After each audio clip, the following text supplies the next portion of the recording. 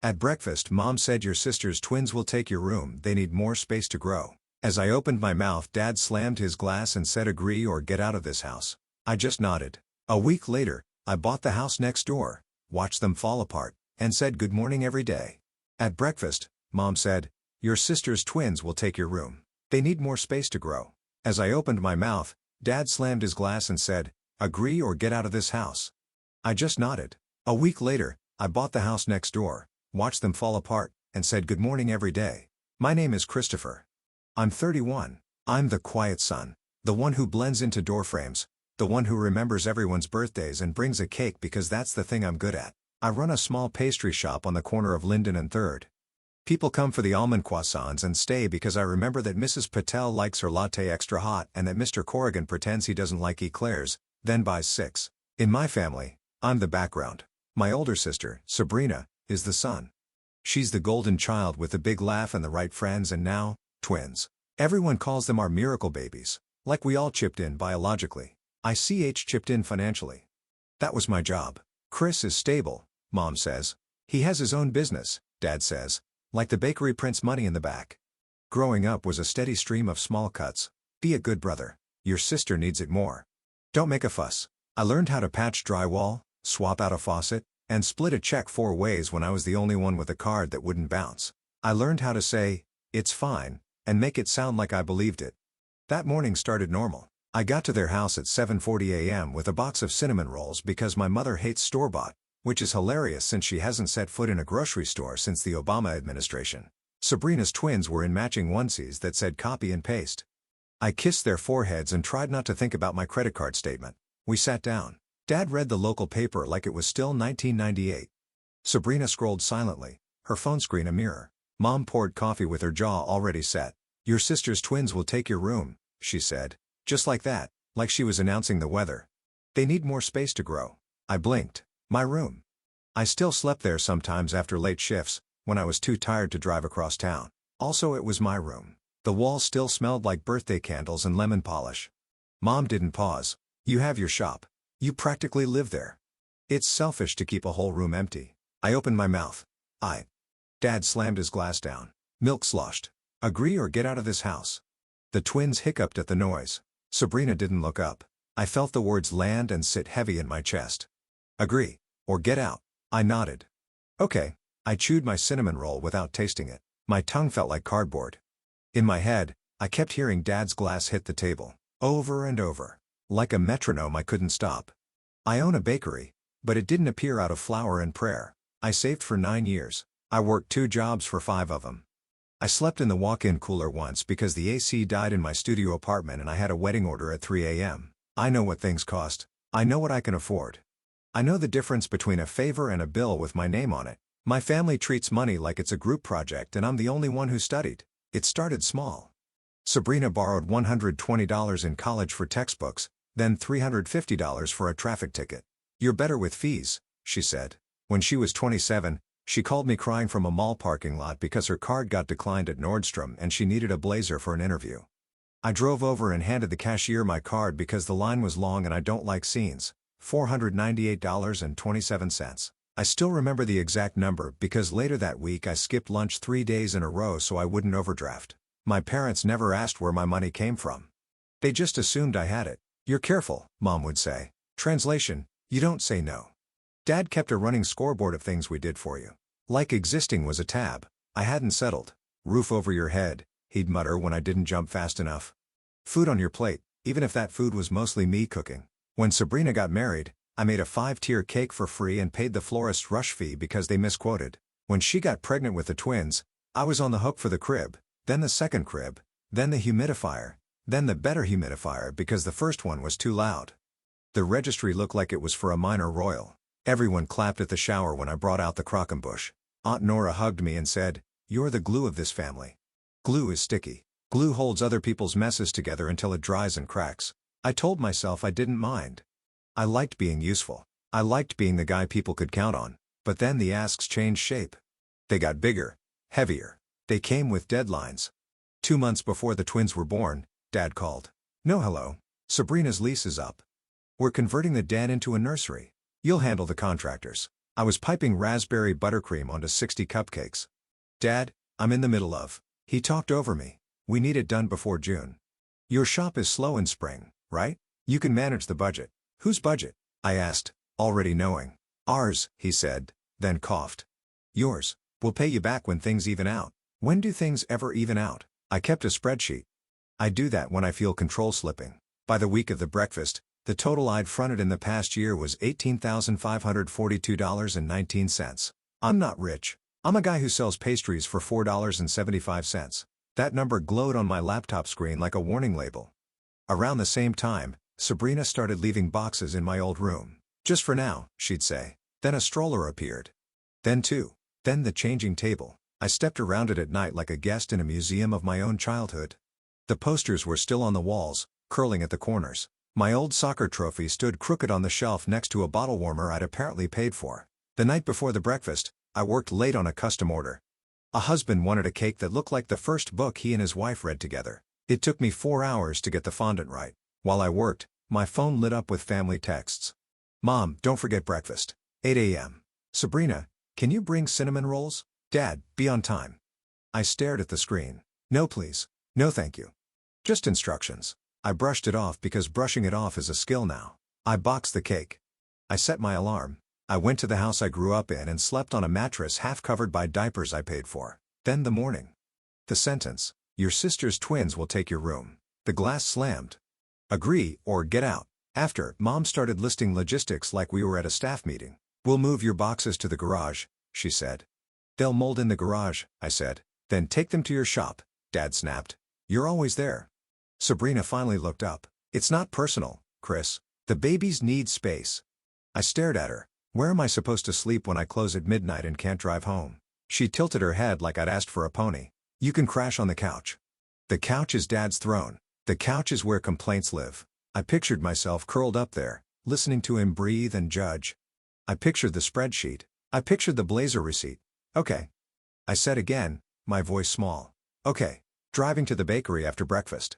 The word okay felt like a stone in my mouth. I parked. I went inside. I stood behind the counter and watched light crawl across the tile floor. My phone buzzed. Sabrina. Can you send $300 for the car seats? Sale ends today. I didn't answer. I put my phone face down next to the register. A customer came in. I smiled on autopilot and filled a pastry box. When they left, I pulled out my phone again. Missed call, Mom, X1. Missed call, Dad, X2. Mom, it's settled then. Start moving your things. We'll rent a storage unit if you insist, but you'll cover it. I stared at those words for a long time. Settled, like someone had slammed a gavel. Like I wasn't a person in the room, just a line item. Something in me moved. Not loudly. Not dramatically. Just shifted. The breaking point wasn't a shout. It was a Sunday lunch a week later. Roast chicken. The twins sleeping. The house smelled like rosemary and baby shampoo. I brought a tart because that's what I do when I don't know what else to do. Dad started without preamble. We found a contractor. You'll write the check. We'll pay you back when the market stabilizes. How much? I asked. 40, he said. 42 with permits. 4,200. I played dumb because I wanted to hear him say it. 1,000, he said, like I was slow. Mom chimed in. And while we're at it, Sabrina and the babies will move into your room this week. We need you to get the rest of your things out tonight. Your childhood stuff can be tossed. It's clutter. Tossed. I repeated, my stuff is clutter. Sabrina sipped her water. Chris, can you not make this dramatic? You don't even use the room. Then, like an afterthought, also, daycare waitlist fees came through. Can you spot me $600? I'll send it back when I can. I looked around the table. The chicken steamed. The twins snuffled. Dad's knife hit the plate. Clink, clink, clink. I can't, I said. 3 faces lifted like periscopes. Dad frowned. Can't what? I can't write a check for $42,000. I can't pay daycare fees. I can't move my things out tonight, so you can toss them in the garage. I can't do this anymore. Silence. The kind that is wait. Mom recovered first. Don't be childish. We all sacrifice for family. I've sacrificed, I said, steady, surprising myself. $18,542 since last May. 212 hours on your renovations. Free cakes, free deliveries, midnight calls, early drop-offs. I've given and given. And when I asked for one thing, keep my room, you told me to agree or get out. Dad leaned back. You keeping score? You want to talk about scoreboards, son? I started keeping score because you were already keeping it for me, I said. Every favor I do becomes proof I owe more. Sabrina rolled her eyes. This is about the room? Seriously? The babies need space. This isn't about revenge, I said, my voice low. This is about closure. About boundaries. The words surprised me with how calm they sounded. I'm not funding your remodel. I'm not paying the daycare waitlist. I'm not giving up the last square foot in this house that still feels like mine. Dad's jaw worked. Then get out. Okay, I said, pushing my chair back. I will. Mom's mouth opened, closed. Christopher, sit down. I stood. I'll be back tonight for my things. The rest is yours. The trophies. The posters. Keep them. Toss them. Your choice. Sabrina laughed once. Brittle. You're overreacting. I looked at her. You texted me 47 times last month asking for money. You Venmo requested me for $8.99 because you forgot your coffee. I sent it. I always do. Not anymore. I walked to the door. Dad said, if you leave like this, don't come back. I paused with my hand on the knob. I'm tired of nodding. I turned, met Mom's eyes, then Sabrina's. Good luck with the space. I left the tart on the counter. I didn't slam any doors. I drove to the bakery. I cleaned the espresso machine like it had offended me. Then I sat at the tiny office desk and opened Zillow because I needed to look at something that wasn't a text thread. The listing had been up for 19 minutes. Charming 3-bedroom, next door to quiet cul-de-sac. The photos showed a sunlit kitchen, a backyard with a lopsided fence, and the exact view of my parents' living room window that I grew up staring through.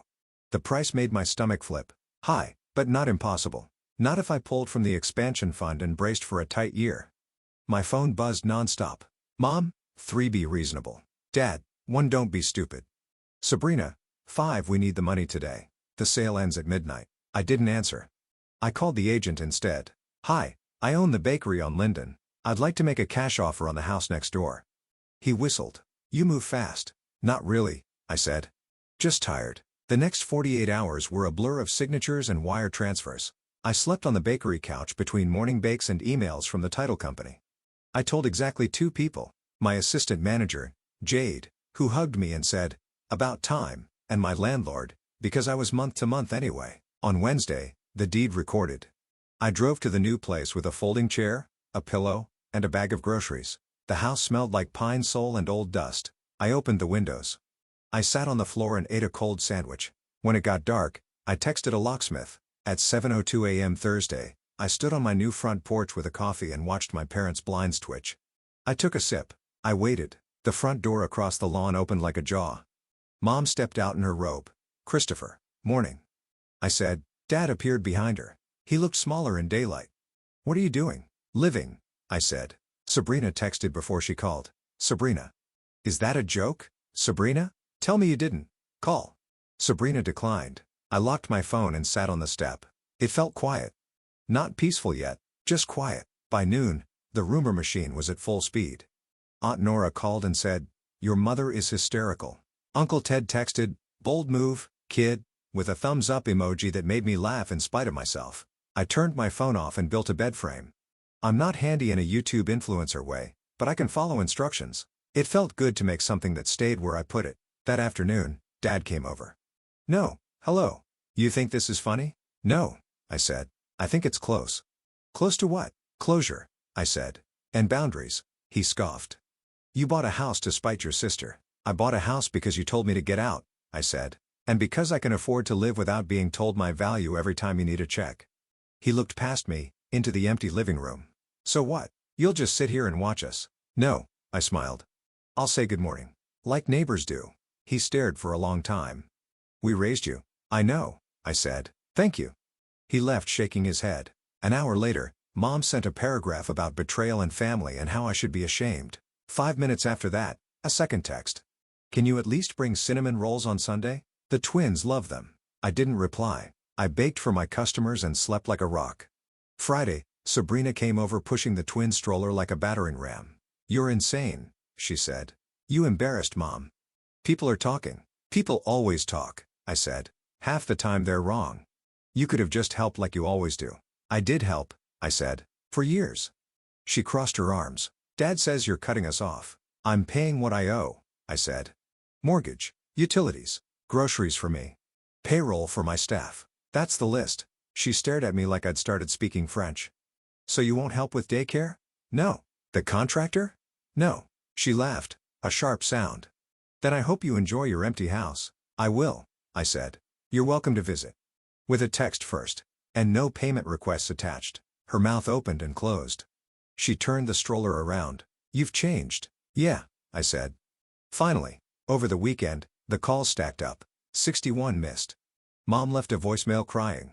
Dad left one saying he was disappointed in the man I'd become. Sabrina sent a screenshot of her bank app like that was supposed to move me. I took a walk around the block. The air smelled like cut grass. A neighbor I didn't know waved. New on the block? Sort of, I said. Old, but new. On Sunday morning, I brewed coffee and stood on my porch at 7:30 a.m. The blinds across the way moved. The front door opened. Mom stepped out, eyes red. Dad hovered behind her. Sabrina stood to the side, arms folded. I lifted my mug. Good morning. No one answered. They went back inside. It kept going like that. Monday, good morning. Tuesday, good morning. Wednesday, Dad grunted. Thursday, Mom waved without meaning it.